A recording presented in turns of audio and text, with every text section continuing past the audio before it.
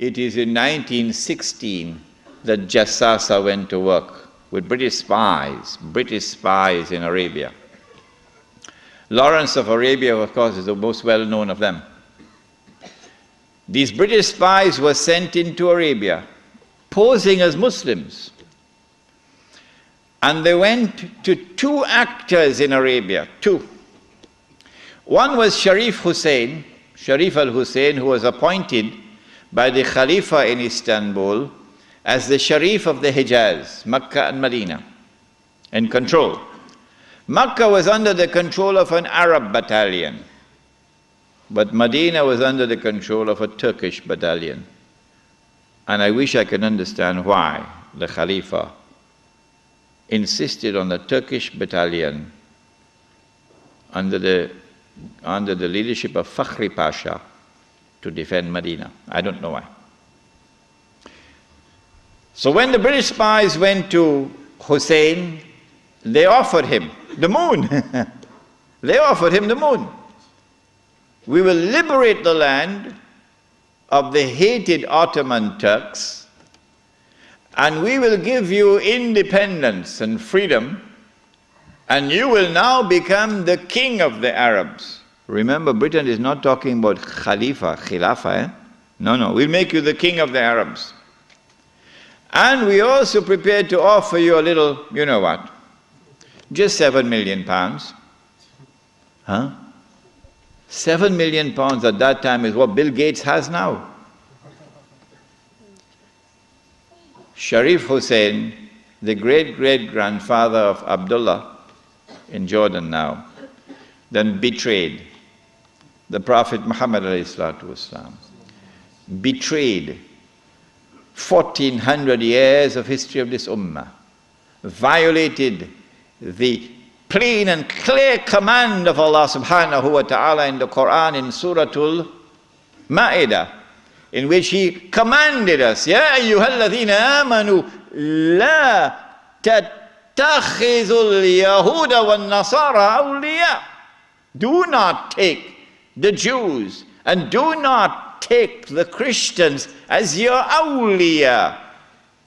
Do not establish an alliance with them in which you become dependent upon them and subservient to them.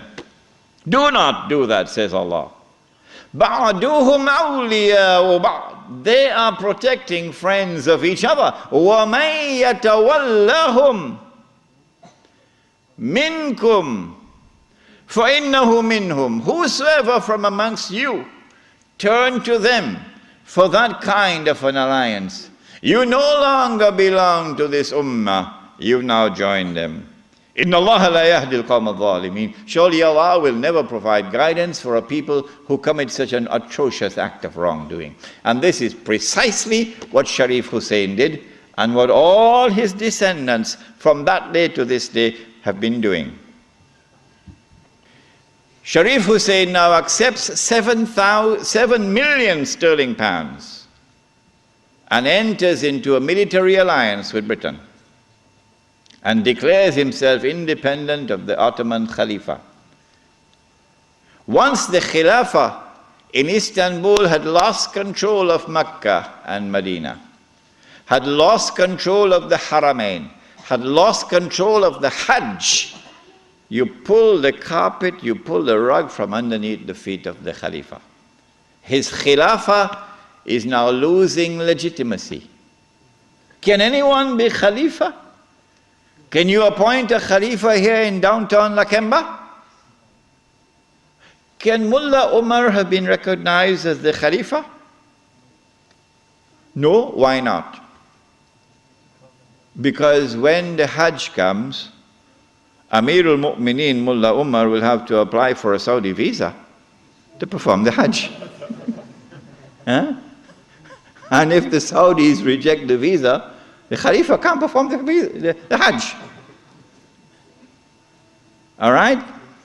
And so the British calculated, if we can wrest control of the Haramain and the Hajj away from the Khalifa in Istanbul, then the legitimacy of his Khilafah will begin to crumble.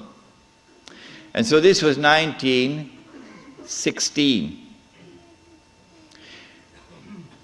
The British spies then went to the second actor in the Arabian Peninsula. I mean, Britain has a PhD in deception.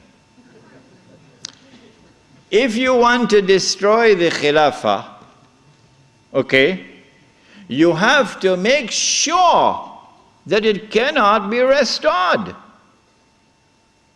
How can you take the entire world of Islam with so many ulama and ensure that not only is the Khilafah destroyed, but it cannot be restored? That's a tall order. How to do it?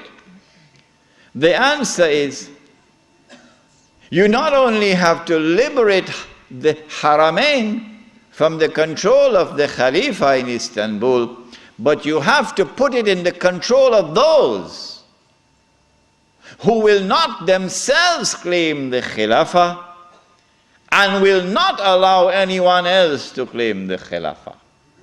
And so long as these people keep control of the Haramain and the Hajj, the Khilafah can never be restored. Simple, isn't it? Simple, isn't it? And so that was why they had to make the trip to Riyadh to meet. What's his name? Abdul Aziz Ibn Saud. Correct name? Of course it's the correct name. Why are you afraid to mention it? But Abdulaziz ibn Saud did not control the Hijaz. So he couldn't command the check for £7 million. Huh? He had to be content with something less than that. So what the British offered to him was, if you would sign the same kind of agreement with us and violate the specific command in the Quran and betray Allah and His Messenger and betray the Ummah, if you will do that, we pay you £5,000 a month. Would you accept that? Abdulaziz says yes. Yes. And in 1916, Abdulaziz ibn Saud signed an agreement with Britain. Yes. Which made of him a military ally of Britain, subservient to Britain. But when the Ikhwan, who were his military force, questioned him, how can you sign this agreement with Britain? And how can you accept this money from Britain, £5,000 a month? Abdulaziz ibn Saud says, this is jizya.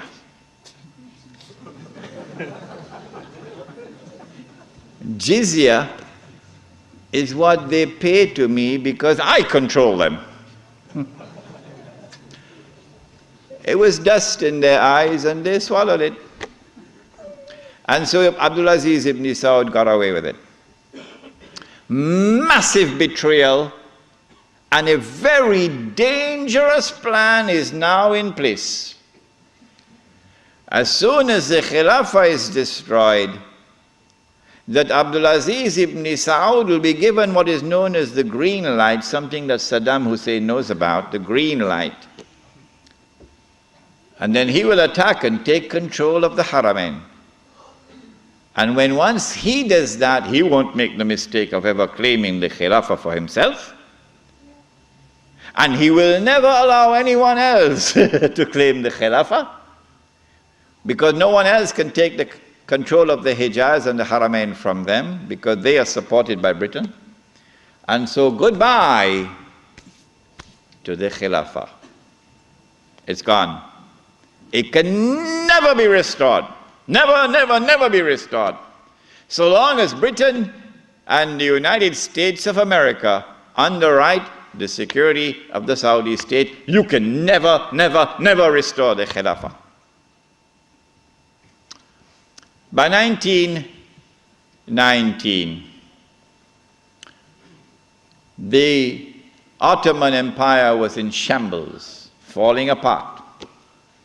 And a British army under General Allenby, with many Arabs and Punjabi Muslims fighting faithfully under his control, attacked the Turkish garrison which was defending Jerusalem, defeated it, and liberated the Holy Land. This was a joyous day for the Jews, because now the countdown is really moving forward, and the golden age is coming back.